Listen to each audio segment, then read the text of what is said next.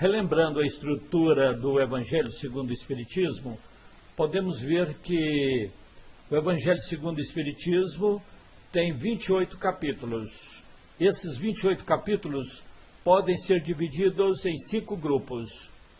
O primeiro grupo indo do primeiro ao quarto capítulo, que é a base. Quer dizer, esses 4 capítulos são básicos para o entendimento de todos os demais capítulos do Evangelho segundo o Espiritismo. Do capítulo 5 ao capítulo 10, está falando da redenção individual, quer dizer, a condição que o espírito alcança de um espírito feliz, de um espírito já puro, que já chegou num plano superior e que então é merecedor de todas essas bem-aventuranças que Jesus prometeu a todos nós. E do capítulo 11 ao capítulo 17, mostra o caminho, como é que nós devemos proceder para alcançar essas bem-aventuranças, para alcançar essas condições em mundos de felicidade, em mundos felizes. Do capítulo 18 ao 26, está falando da redenção, mas aí já é a redenção coletiva. É o nosso trabalho que a gente faz em desenvolvimento em sociedade. E o capítulo 27 e 28 está falando da nossa busca através da oração, daquele contato que a gente faz com Deus, através das preces. Aqui a gente vai ver, então, o significado do pedi e obtereis, no capítulo 27, e no capítulo 28, nós vamos ter aqui uma coletânea de preces para várias ocasiões, com a explicação de cada uma delas, mostrando a importância de cada prece. Muito bom. E Leopoldo, então, conta num de seus livros que numa reunião diabólica resolveram esconder a felicidade do ser humano. E aí, então, nessa assembleia, alguém sugeriu, vamos pôr a felicidade no topo da montanha mais alta do nosso planeta. Pensaram, repensaram, não, o homem é danado, ele vai escalar e vai chegar lá e vai conquistar a felicidade.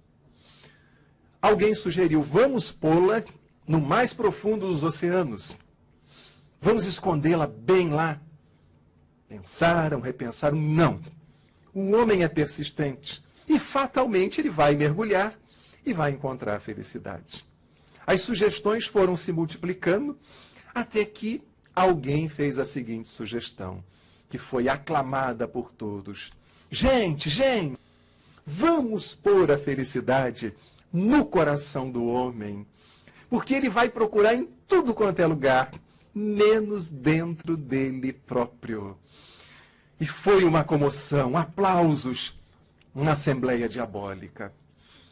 E é por isso, segundo Leopoldo Machado, que somos infelizes, porque procuramos fora o que se encontra dentro, na nossa natureza mais íntima, no nosso mundo emocional.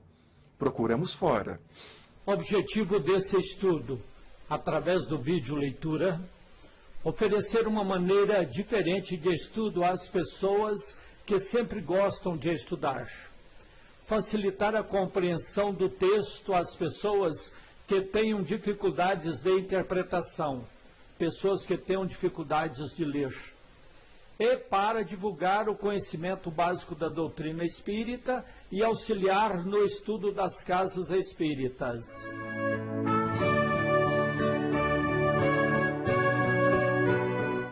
Estudando o livro O Evangelho segundo o Espiritismo.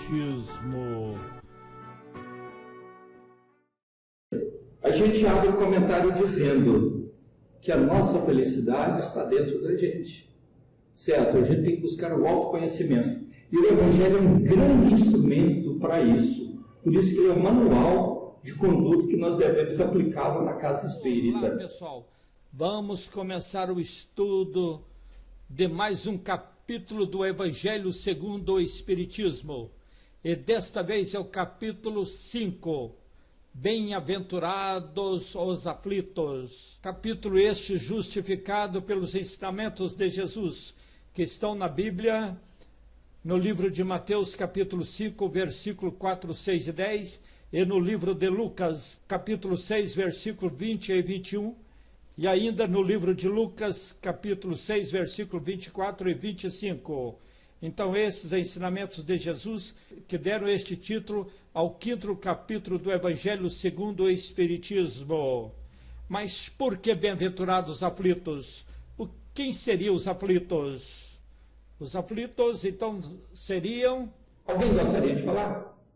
Quem são os aflitos? O que são os aflitos? São todos nós, cada um tem um problema, né? Um tipo de problema, uma aflição. Então, todos nós temos. Todos nós Uns temos. mais, outros menos, mas... Muito bem, as pessoas que sofrem, as pessoas que têm problema, as pessoas que têm aflição. Mas bem-aventurados poderia ser interpretado como felicidade, alegria. Bem-aventurados aflitos, no entender de vocês, o que seria bem-aventurados? É aquele que tem a aflição, mas que não fica pondo culpa em alguém, sabe que é de alguma... o sofrimento vem de algum lugar, de alguma coisa para ele aprender. Não fica... E toda dificuldade ele põe um ensinamento, um aprendizado. Então ele não julga a aflição como algo que, ai meu Deus, eu tenho aquilo e vou viver com aquilo. Não, ele procura vencer aquela aflição e não botar culpa em ninguém. Então, como que vamos ter alegria, felicidade, se estamos em aflição, se estamos com problema? É o que nós vamos descobrir estudando o capítulo 5.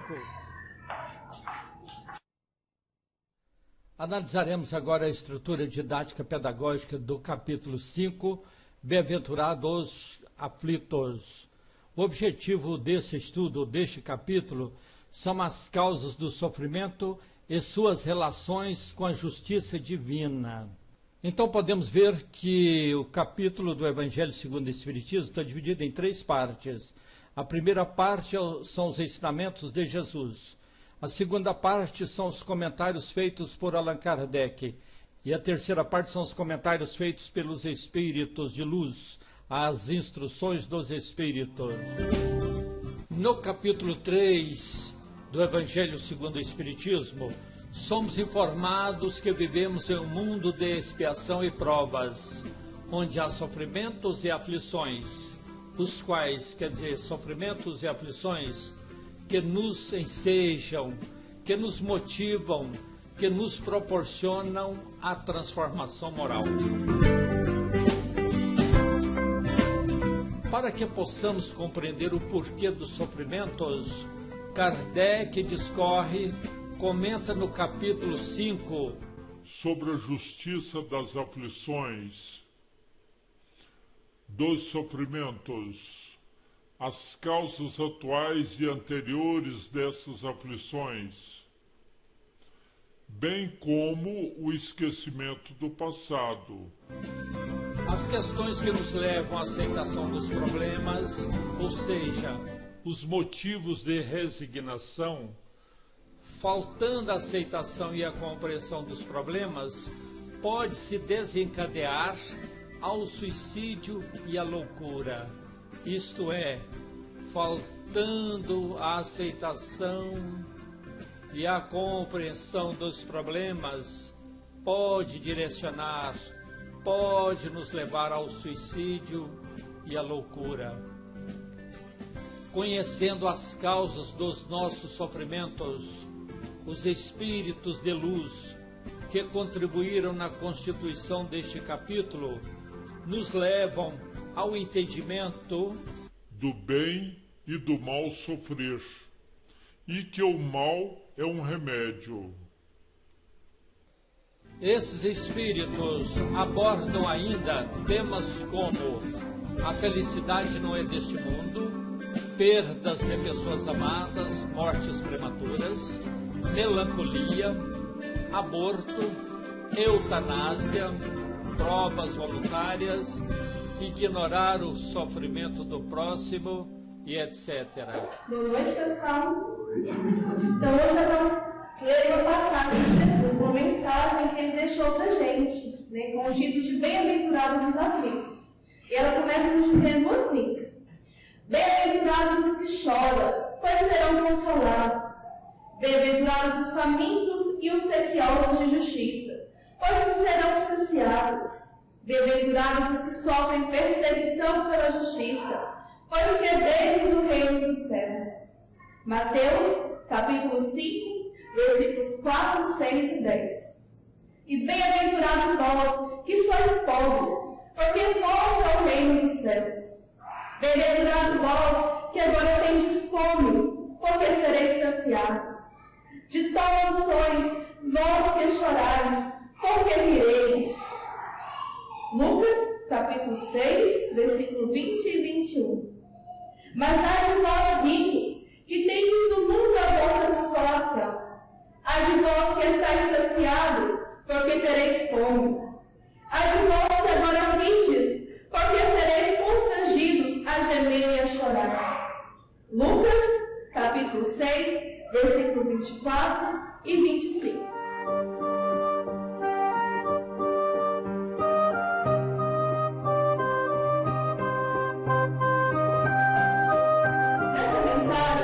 Jesus nos mostra o consolo das nossas necessidades e de nossas privações. Ele nos mostra que quanto mais humildes de coração nós somos, quanto mais simples são as nossas atitudes, mais próximo dele nós conseguiremos chegar. Quanto mais abrimos nosso coração e enchemos de coisa boa, mais sua presença a gente vai conseguir sentir.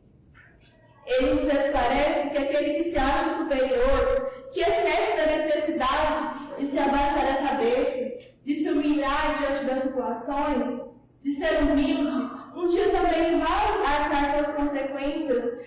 O mundo ele gira muito. E hoje aquela pessoa que se encontra aqui em cima, que tem todos os recursos para te auxiliar, para te ajudar, para amparar aqueles que precisam, mas se nega a isso. Aqueles que tampam os olhos e procuram não ver as necessidades das pessoas que tanto precisam, um dia vai estar aqui embaixo. E aí como é que vai ser? Antes de entendermos os comentários de Allan Kardec, nós vimos então os ensinos de Jesus, né? Que é a consolação. Ele promete então as bem-aventuranças para as pessoas que passam por sofrimentos. Onde nós já vimos na leitura do capítulo: bem-aventurados que choram, pois que serão consolados. Mateus 5, 4, 6 e 10. Quem são os que choram e serão consolados? São os que sofrem com resignação e paciência. Então, se eu passo por um sofrimento, por determinado tipo de problema, mas eu fico revoltado, eu não aceito, eu não aprendo, eu não procuro entender o porquê daquele sofrimento, eu entro em desespero, aí então eu não vou ser bem-aventurado. É claro, eu não vou ter alegria, eu não vou ter um fruto positivo, uma boa colheita nesse sofrimento. Eu vou fazer o quê? Prorrogar o meu sofrimento. Vou continuar sofrendo. Então, bem-aventurados que sofrem, são os que sofrem com resignação e paciência. Aqueles que sofrem, mas se revoltam e desesperam, não terão o consolo de que fala Jesus. A Tiago vai mostrar para nós um dos comentários de Allan Kardec, o primeiro, né? Justiça das aflições. Tá. Boa noite a todos. Que possa nos iluminar hoje e sempre. Então, ficou para nós estudar meu texto aqui sobre a justiça das aflições. Faz parte, como o senhor já falou, do 5º capítulo, né? Então, aí, o que seria justiça? Né? É a virtude que consiste em atribuir a cada um aquilo que de direito lhe pertence, né? E as aflições? O que seriam as aflições aqui na Terra? Grande sofrimento, angústia, tormenta, agonia, ansiedade, muita pena, muito trabalho, né? Então o texto está explicando essa justiça das aflições. Aí nós perguntamos, quando a gente vê algo em sofrimento, será que é justo tal pessoa passar por isso? Nós temos muitas indagações, né? Do sofrimento, nós queremos sempre melhorar, e isso vida, a gente procurar melhorar intelectualmente e moralmente. E o texto de hoje vem nos mostrar como a gente deve entender essa justiça de Deus. Então, vem nos começar a esclarecer, porque o capítulo, essa aqui é comentário de Kardec. Depois tem as outras partes, causas atuais das aflições, causas anteriores das aflições, mas nós vamos olhar agora a justiça das aflições. Aí o texto nos diz, segundo Kardec, somente na vida futura podem efetivar-se as compensações, quer dizer, realizar as compensações que Jesus promete aos aflitos da terra. Então, quer dizer, como a doutrina é consoladora, essa frase já nos dá um pouquinho de ânimo, a fé no futuro. Esse futuro pode ser logo, esse futuro, ou pode ser depois do desencarne. Então, já está começando a nos consolar. Sem a certeza do futuro, essas máximas, quer dizer, as regras, as promessas, seriam um contrassenso. Seria sem lógica, né, se não tivesse um futuro. Por que tanto sofre o rico, o pobre, né, o bonito, e assim por diante, né? Então, seria sem lógica, né? Mais ainda, seria um engano, quer dizer, uma enganação. Então, nós já começamos a notar como que é a nossa vida, né? Mesmo com essa certeza, quer dizer, a certeza da fé no futuro, dificilmente se compreende a conveniência de sofrer para ser feliz. Quer dizer, nós já começamos a aprender que tem a fé no futuro, mas dificilmente a gente consegue se resignar, porque ainda não buscamos ainda entender os ensinos de Jesus. Né? Vai na frente, vai falar da resignação. Dizem para se ter maior mérito. Muitos falam, não, mas sofrer muito para ter um mérito maior, né, e tal. Mas então pergunta assim, por que sofrem uns mais do que os outros? Por que nascem uns na miséria e outros na opulência, quer dizer, na riqueza, sem coisa alguma haverem feito que justifique essas posições? Quer dizer, se nós nascemos só aqui de uma vez, não temos vida antes, não temos futuro, aí o sofrimento nos abate. Porque aí a gente pensa, mas por que eu estou desse jeito, né? Por que eu sofro isso então? Vamos adiante aqui no texto. Porque uns nada conseguem, ao passo que a outros tudo parece sofrer. Não é assim a nossa vida, né? A gente está sempre achando, né? Tem um melhor, todavia. O que ainda menos se compreende é que os bens e os males sejam tão desigualmente repartidos entre o vício e a virtude, e que os homens virtuosos sofram ao lado dos maus que prosperam. A gente sempre faz essa pergunta, né? Ah, fulano é tão bonzinho, sofre tanto, fulano é isso, é aquilo, está prosperando, né? Então, a fé no futuro pode consolar e dar-nos paciência, mas não explica essas anomalias que parecem desmentir a justiça de Deus. Entretanto, desde que se admita a existência de Deus, ninguém pode conceber sem o infinito das perfeições. Então aqui já começou a nos alertar que Deus é tudo. Ele é que nos concede tudo. E tudo que Ele faz é por amor a nós. Ele é poder e também é justiça. Então a gente vai aprender que os nossos sofrimentos têm o porquê dos sofrimentos, né? Aí o que vai acontecer quando a gente começa a entender por que sofremos? Nós vamos nos consolando, vamos aceitando, né? Ele quer dizer Deus, necessariamente tem todo o poder, toda a justiça, toda a bondade, sem o que não seria Deus. Se Deus é soberanamente bom e justo, não pode agir caprichosamente nem com parcialidade. Então, aqueles que estão em estado melhor, será que Deus está agindo mais por eles do que aquele nós que estamos sofrendo, aquele que está acamado? Será que Deus faz isso por parcialidade? Ajudar só uns e deixar os outros? Vejamos aqui. Logo, as vicissitudes da vida, quer dizer, vicissitudes quer dizer dificuldades, né? Os problemas derivam de uma causa. E pois que Deus é justo, justo há de ser essa causa. Então, quer dizer, a causa dos nossos sofrimentos. Se nós passamos por uma dificuldade, é justa essa causa. Porque Deus é justo, Ele não vai dar privilégio para ninguém. Ele ama todos nós por igual. Todos, sem distinção.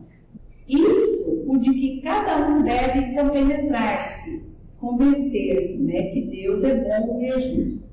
Por meio dos ensinos de Jesus, Deus pôs os homens na direção dessa causa. E hoje, julgando-os, quer dizer, julgando a humanidade suficiente maduros para compreendê-la, quer dizer, a causa do sofrimento, né, lhes revela completamente a aludida, quer dizer, referida causa, por meio do Espiritismo, isto é, pela palavra dos Espíritos. Então, o que Jesus, que dá para a gente entender nesse texto? É que se nós sofremos, tem uma causa, nós estamos sofrendo efeito de algo que nós cometemos. Aí, nas lições, nos textos seguintes, vai falar das causas, que se Deus nos ama, em uma encarnação só não dá para que a gente possa evoluir o suficiente para tornar-nos espíritos puros. Então a gente começa a notar a reencarnação e nos fala da lei de ação e reação, ou causa e efeito. Se nós estamos sofrendo, porque é justo sofrermos. A própria palavra justiça já nos diz, né? Cada um o que é seu.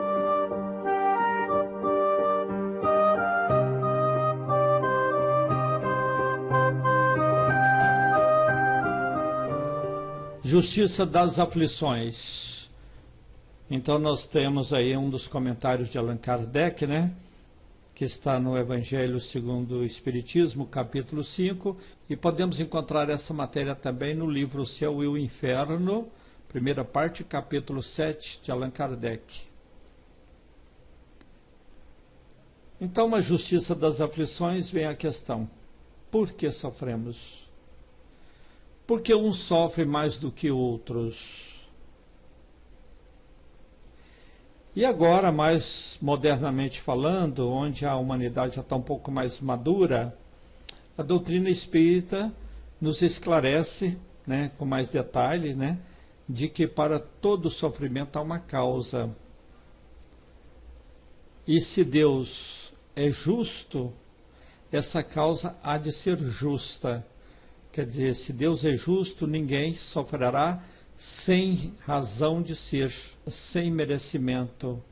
Se nós passamos por alguma dificuldade, porque existe uma razão, existe uma causa, e esta causa é justa, porque o nosso Pai, o nosso Criador, quem nos permitiu passarmos por essas dificuldades, é justo.